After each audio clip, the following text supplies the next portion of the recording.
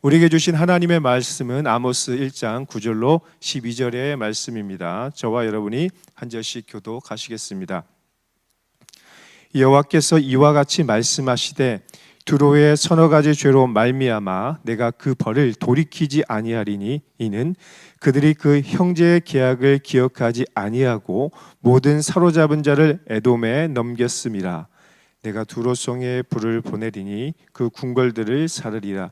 여호와께서 이와 같이 말씀하시되 에돔의 서너 가지 죄로 말미암아 내가 그 벌을 돌이키지 아니하리니 이는 그가 칼로 그의 형제를 쫓아가며 궁유를 버리며 항상 맹렬히 화를 내며 분을 끝없이 품었음이라.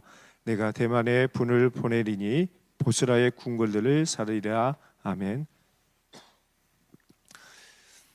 우리의 마음을 힘들게 하는 것은 대부분 멀리 있는 사람들이 아니라 우리 가까이에 있는 사람들이 우리의 마음을 힘들게 하고 어렵게 하게 됩니다. 사실 멀리 있는 사람들의 언행은 우리에게 어쩌면 큰 상처가 되지 않을 수 있어요. 그러나 우리 주변에 우리 가까이에 있는 분들의 아주 작은 언행은 우리의 마음에 큰 상처와 아픔을 줄 때가 많이 있는 것을 보게 됩니다. 오늘 우리가 살펴볼 두로와 에돔은 이스라엘 가까운 주변국이었고 또 형제의 나라였습니다. 두로는 어떤 나라였습니까? 솔로몬이 성전을 건축할 때에 기술자를 파견해 주었던 우호적인 나라였고, 잘 아는 것처럼 에돔은 에소의 후손인 바로 형제의 나라였습니다.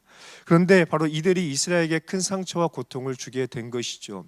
하나님은 이들의 죄를 간과하지 않고 분명하게 경고하고 심판하고 있는 것들을 오늘 말씀을 통해서 볼 수 있습니다. 하지만 하나님의 이 징계와 심판의 메시지 속에는 하나님의 숨겨진 마음과 의도가 담겨져 있습니다. 그것이 무엇일까요?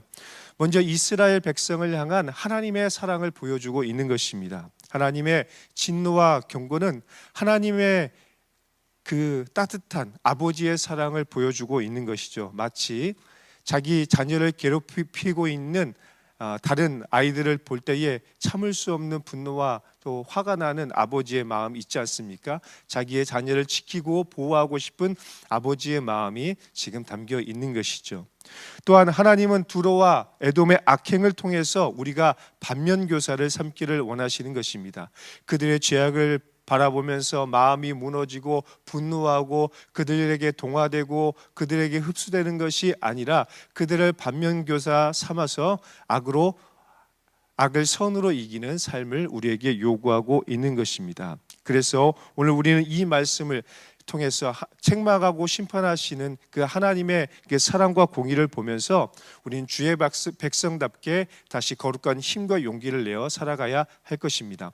이런 관점으로 오늘의 말씀 9절과 10절의 말씀을 같이 한번 읽어보겠습니다.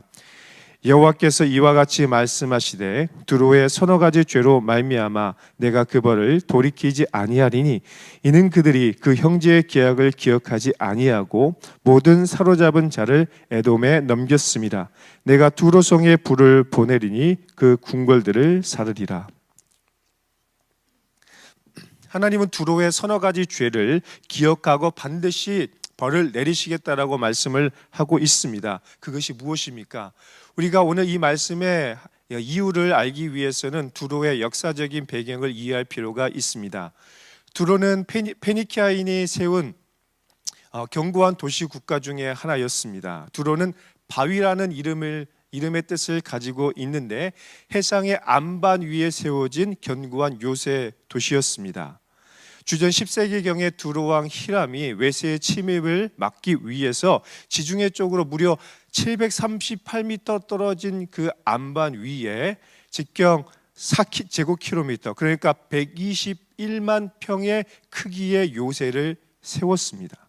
두로는 바로 이곳에서 살면서 외세 침입을 막았고 해상 무역에 능통했기 때문에 엄청난 부를 축적했습니다. 그래서 스가랴 선지서의 이야기를 보면 두로는 은을 티끌처럼 그리고 금을 거리의 진흙처럼 여겼다라고 기록하고 있습니다. 그만큼 해상 무역을 통해서 엄청난 부를 축적하게 된 것이죠.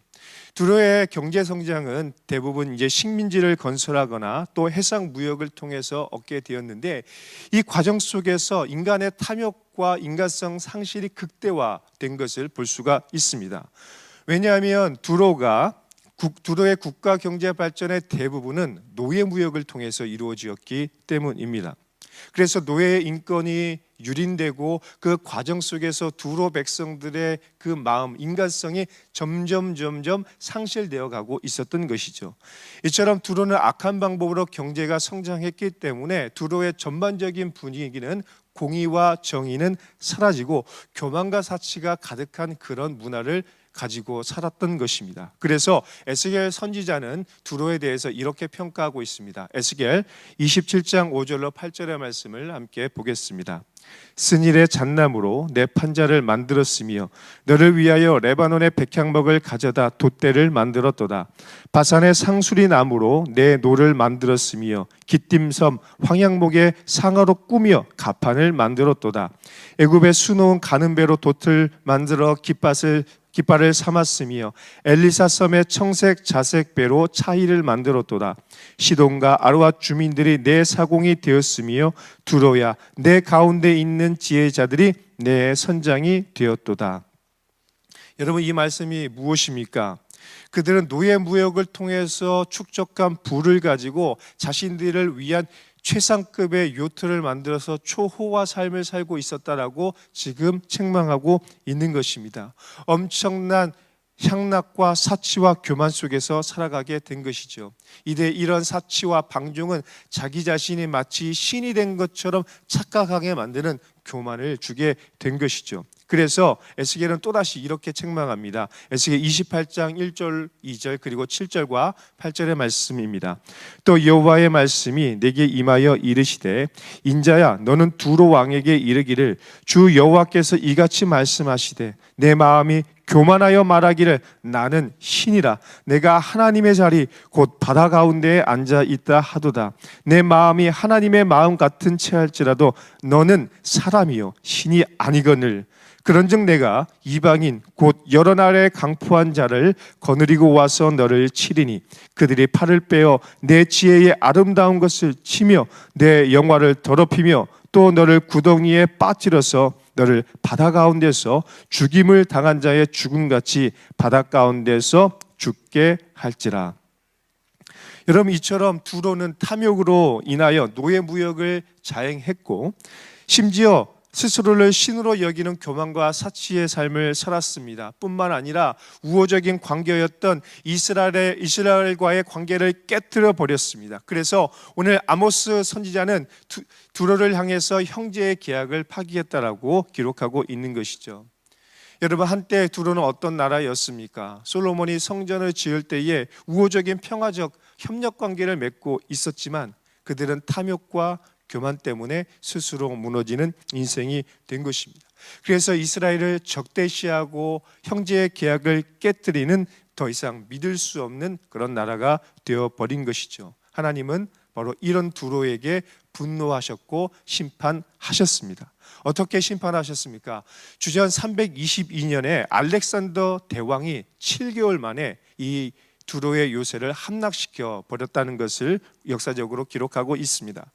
알렉산더는 이 두로의 해상 요새를 함락시키려고 노력을 했는데 쉽지가 않았습니다. 그래서 어떻게 했냐면 길이 800m 그리고 넓이 60m의 방파제를 세워가지고 그 해상 위에 세워진 도시를 정벌해 나간 것이죠. 굉장히 함락하는 게 쉽지 않았습니다. 방파제를 세우지 않고는 도저히 무너뜨릴 수 없는 견고한 도시였던 것이죠. 이처럼 두로는 이 도시를 믿고 이 요새를 믿고 그들의 경제적인 성장을 믿고 탐욕과 교만에 빠진 그런 삶을 살아갔습니다. 그러나 하나님은 이들의 삶을 보시면서 공의와 진노로 심판하신 것을 볼 수가 있는 것이죠. 사랑하는 여러분, 오늘 두로의 서너 가지 죄를 통해서 우리가 배울 수 있는 교만은 무엇입니까? 우리 안에 있는 두로의 탐욕과 교만함을 제거하라는 것입니다.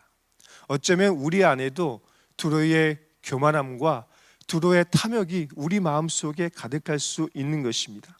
악한 수단으로 승승장구하고 부를 축적하면서 나도 모르게 하나님 백성의 정체성을 잃어버리고 세상적인 마음으로 살아갈 수도 있다라는 것입니다. 그러나 하나님은 우리의 죄를 반드시 기억하시고 심판하시기에 우리 안에 있는 두려의 교만함과 두려의 탐욕을 반드시 제거해야 할 것입니다.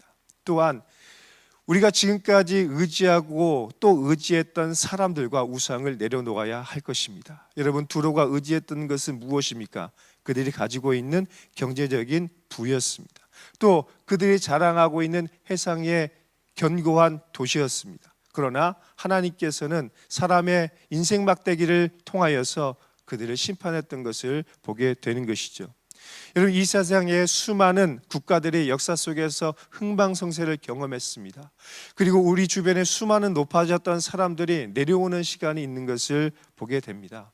그러므로 우리는 세상을 의지하거나 나를 지켜줄 것 같은 그 어떤 것들을 의지하는 것이 아니라 겸손하게 하나님을 바라보고 하나님 앞에 겸손하게 기도하고 의지하고 살아가는 것이 오늘 아모스가 우리에게 주는 영적인 교훈일 것입니다. 우리 안에 있는 두려의 교만과 탐욕을 예수님의 보혈로 씻겨버리는 이 아침이 되시길 예수님의 이름으로 축원합니다.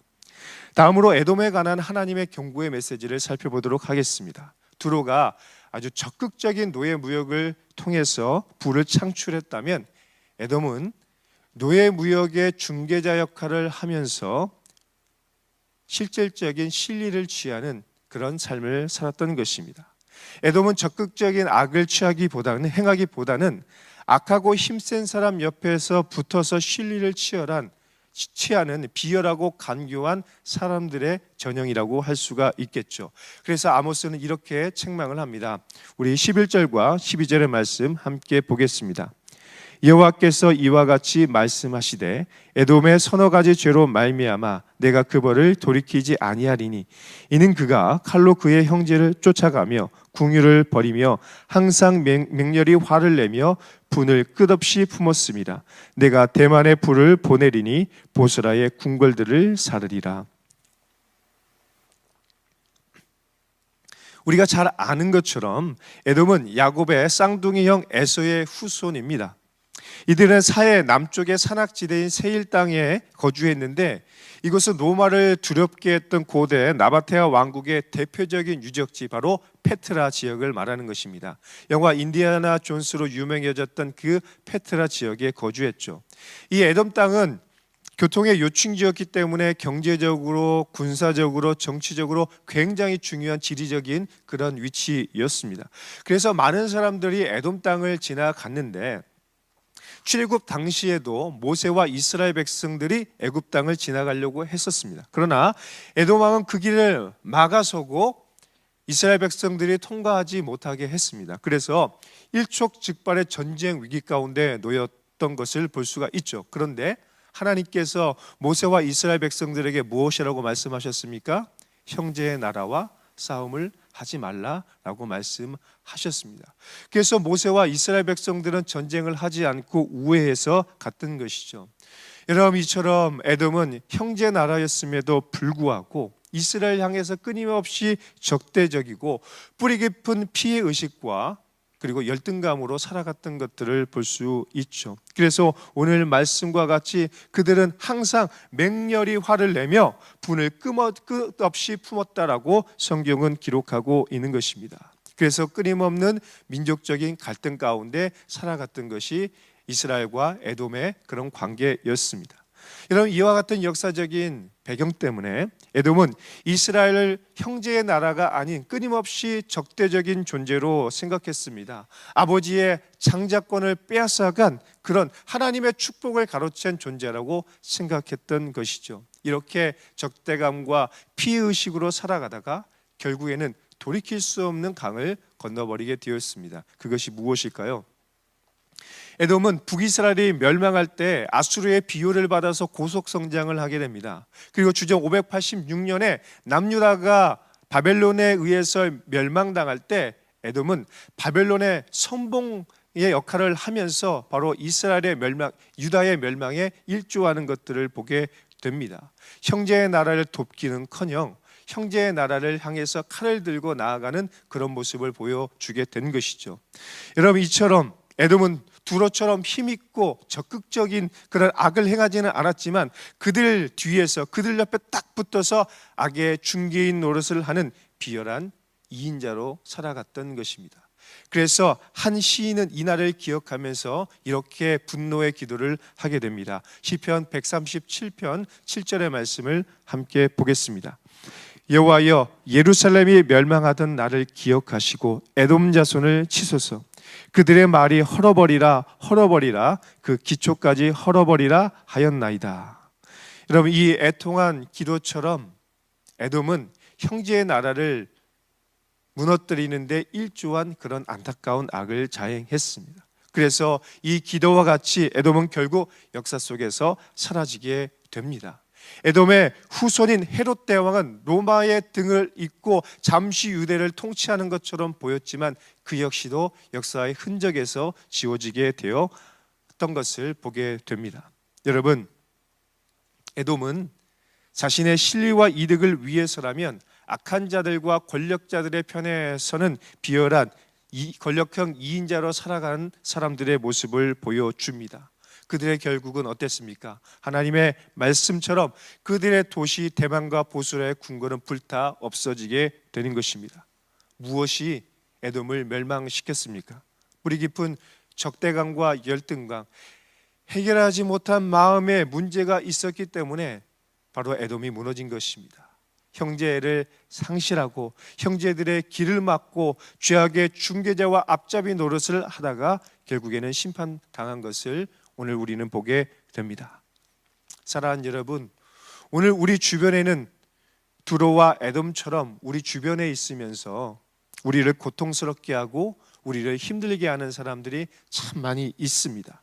때로는 두로처럼 적극적인 악을 우리에게 행하고 때로는 에돔처럼 뒤에 서서 중간에서 우리를 방해하고 중상모략하는 사람들이 참 많이 있습니다. 그럴 때 우리는 어떻게 해야 할까요? 여러분, 주변인들의 악에 동조하거나 가슴 아파하지 마시기 바랍니다. 왜냐하면 오늘 아모스의 이 말씀과 같이 하나님께서 반드시 이 악인들을 심판하고 징계하시기 때문인 것입니다. 그러므로 오늘 우리는 그들을 반면교사 삼아서 그들의 악을 배우거나 그들을 부러워하거나 그들에게 굴복하거나 그들 때문에 우리의 믿음을 놓지 말아야 할 것입니다. 오히려 거룩함으로 악을 이기는 하나님의 백성의 모습을 보여야 할 것입니다. 더 나아가서 오늘 우리는 오히려 그들에게 정면교사가 되어서 하나님 백성이 어떻게 살아가야 하는지 보여주는 것입니다. 악으로 성장하는 것이 아니라 교만과 사치로 살아가는 것이 아니라 힘 있는 자 편에 서서 뒤에 서서 나의 실리를 취하는 인생이 아니라 비록 내가 힘들고 어려울지라도 고난과 고통 속에 있을지라도 하나님 백성답게 살아가는 하나님의 사랑과 공의를 나타내는 그런 인생으로 살아가야 할 것입니다. 하나님께서 주변 나라인 에돔과 또 두로를 붙여주신 이유는 무엇입니까? 그것은 그들에게 하나님의 공의와 하나님의 사랑을 전하라는 선교적 사명인 것입니다. 오늘 어쩌면 여러분을 괴롭히고 여러분을 힘들게 하는 그 사람들이 하나님께서 맡겨주신 선교지일 것입니다. 오늘 여러분의 힘들게 하고 어렵게 하는 그 사람들에게 거룩으로 하나님의 사랑과 하나님의 은혜와 능력을 나타내시길 바랍니다. 오늘 우리가 살아가는 이 시대는 탐욕과 교만 그리고 사치가 가득합니다.